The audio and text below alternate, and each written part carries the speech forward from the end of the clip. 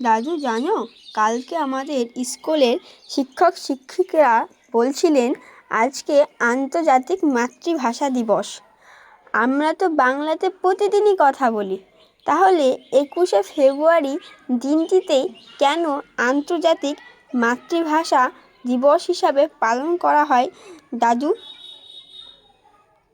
দিদিভাই, 1999 সালের 21শে ফেব্রুয়ারিতে ইউনেস্কো কর্তৃক বাংলাকে আন্তর্জাতিক মাতৃভাষা হিসেবে স্বীকৃতি দেন। তাই আজকের দিনে আন্তর্জাতিক মাতৃভাষা পালন করা হয়। এই আন্তর্জাতিক মাতৃভাষা একদিনে হয়নি, এর পিছনে একটা অনেক বড় গল্প আছে। অনেক বড় গল্প? বলো না দাদু, বলো না।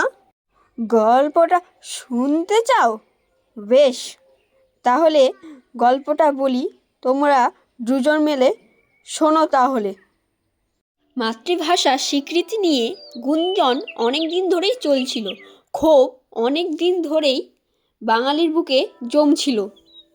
কিন্তু এই ক্ষোভের ফুলকা দাবানল রূপে প্রকাশিত হওয়ার পিছনে যে ঘটনা ঘটেছিল, তার মধ্যে অন্যতম ঘটনা ঘটেছিল 1948 সালে 21শে মার্চ।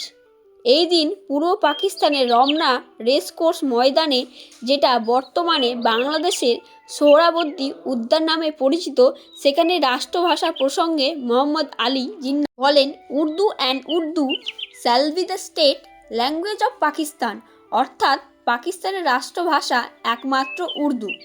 সেই কথা বলার সঙ্গে সঙ্গে ময়দানে উপস্থিত হাজার হাজার বাঙালি না না বলে চিৎকার করে ওঠেন। এই না না ছিল তাদের প্রতিবাদ। সেদিন তারা মোহাম্মদ আলী জিন্নাহকে জানিয়ে দিয়েছিলেন যে এই সিদ্ধান্ত বাঙালি কোনোদিনও মেনে নেবে না।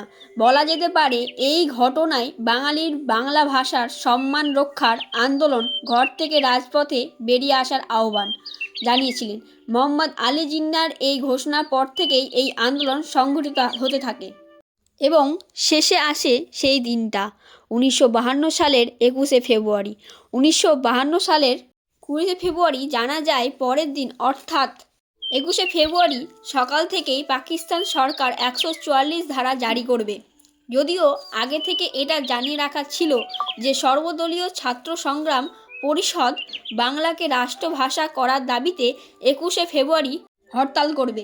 এই 144 ধারা না মেনেই সকাল থেকে ঢাকা বিশ্ববিদ্যালয়ের ছাত্রছাত্রীরা ছোট ছোট দলে মিছিল করতে শুরু করে। সভাপতি গজল হকের নেতৃত্বে সভা শুরু হওয়ার পর জানা যায় ঢাকার লালবাগ স্কুলের পড়ুয়াদের ওপর লাঠি চার্জ করছে পুলিশ।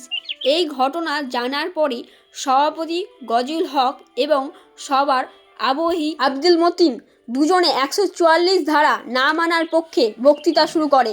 144 ধারা মানছি না, মানব না, এই স্লোগান ওঠে। 1952 সালে 21শে ফেব্রুয়ারি ঢাকার রাজপথে এমন একটা ঘটনা ঘটে যায় যা বাঙালি ও বাংলা ভাষা ইতিহাসকে বদলে দেয়। সেদিন প্রশাসনিক অত্যাচার বাড়তে বাড়তে এমন একটা জায়গায় গিয়ে পৌঁছায় যে বাংলা ভাষার সম্মান রক্ষা করতে গিয়ে ঢাকার রাস্তায় প্রাণ দেয় তরুণরা। এরপর 21 তারিখ যারা প্রাণ দেয়, তাদের 23 তারিখ রাত্রিতে তাদের স্মৃতি রক্ষা করার জন্য এক রাতের মধ্যেই তাদের স্মৃতিস্তম্ভ গড়ে তোলা হয় ঢাকা মেডিকেল কলেজ হোস্টেলের প্রাঙ্গণে। এরপর দেখা যায় 26শে ফেব্রুয়ারি পাকিস্তানের গভর্নমেন্ট সেই স্তম্ভ ভেঙে গুঁড়িয়ে দেন। এই ঘটনা সেই আন্দোলনকে আরও বেশি শক্তিশালী করেছিল। এর 2 বছর পর, অর্থাৎ 1954 সালে 9 মে গণপরিষদ অধিবেশনে বাংলাকে ভাষাকে পাকিস্তানে অন্যতম ভাষা হিসাবে সম্মান দেওয়া হয়। যার জন্য এত সংগ্রাম, এত আন্দোলন, বাংলা ভাষা শেষমেশ সেই সম্মান লাভ করে। বাংলা ভাষার সেই সম্মান লাভ, সেই স্বীকৃতির পেছনে কিন্তু ছিল সেই 21শে ফেব্রুয়ারি।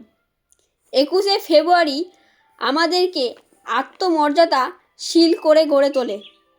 তাই 21 মানে মাথা নত না করা, এই স্লোগান আজও স্বমহিমায় ভাস্কর।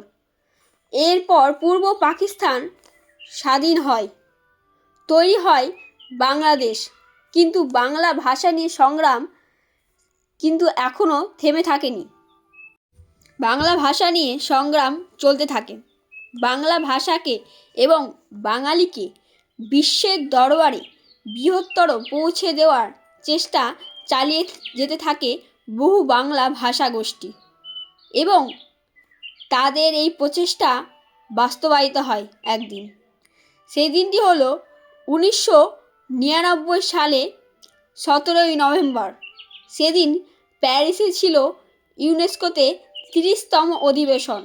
এই অধিবেশন 21শে ফেব্রুয়ারিকে আন্তর্জাতিক মাতৃভাষা হিসেবে প্রস্তাব পাস হয়। আর এই দিন থেকে আজ অবধি 21শে ফেব্রুয়ারির দিনটিতে আমরা আন্তর্জাতিক মাতৃভাষা দিবস হিসাবে পালন করে থাকি। দাদু ভাই ও দিদি ভাই, গল্পটা শুনে বুঝতে পারলে তো কেন আমরা আন্তর্জাতিক মাতৃভাষা দিবস 21শে ফেব্রুয়ারি পালন করি? হ্যাঁ দাদু, আমরা বুঝতে পেরেছি। বেশ বেশ, বুঝতে পারলেই ভালো, বুঝলে দাদু ভাই ও দিদি ভাই?